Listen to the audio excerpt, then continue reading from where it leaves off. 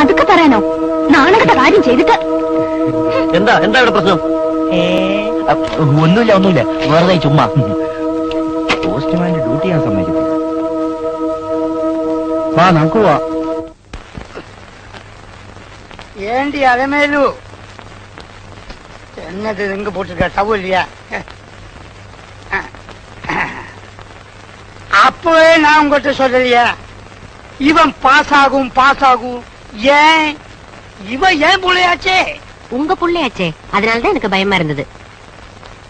இங்க பாருடி, இவனை ஞான் ஒரு கோடிபதியாக்கும். കോടിപതിയോ? അതടി ഇവനെ ഞാൻ കോടി ബിസിനസ്സിലേക്ക് ഇറക്കും. വിഷ്ണുവിന്റെ കോഴിക്കച്ചവടത്തിന് ഇറക്കുകയാണോ? மிண்டாதிரடி. என் புள்ள அதுக்கெல்லாம் அனுப்ப மாட்டேன். உங்களுக்கு அந்த மாதிரி நினைவிருந்தா മനസ്സിൽ വെച്ചുക്കുങ്കോ.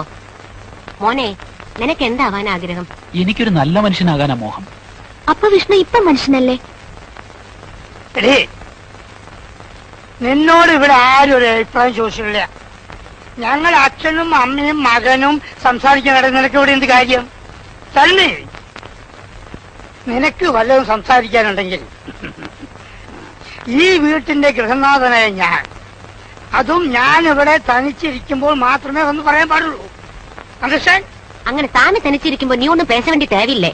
ഏതാവത് சொல்லணும்னா என்கிட்ட சொல்லு, நான் இருக்கோ இல்லையோ? ആമാ, അത് വിഷ്ണു ജയിച്ചാൽ ദേവിക്ക് ചെമ്പരത്തിമാല ചാർത്തിയേക്കാമെന്ന് ഞാൻ പ്രാർത്ഥിച്ചിട്ടുണ്ടായിരുന്നു. ഞാൻ പഠിച്ചതുകൊണ്ടാണെന്ന് ആരും പറയുന്നില്ലല്ലോ. എന്റെ പ്രാർത്ഥന കൊണ്ടാ വിഷ്ണു ജയിച്ചത്.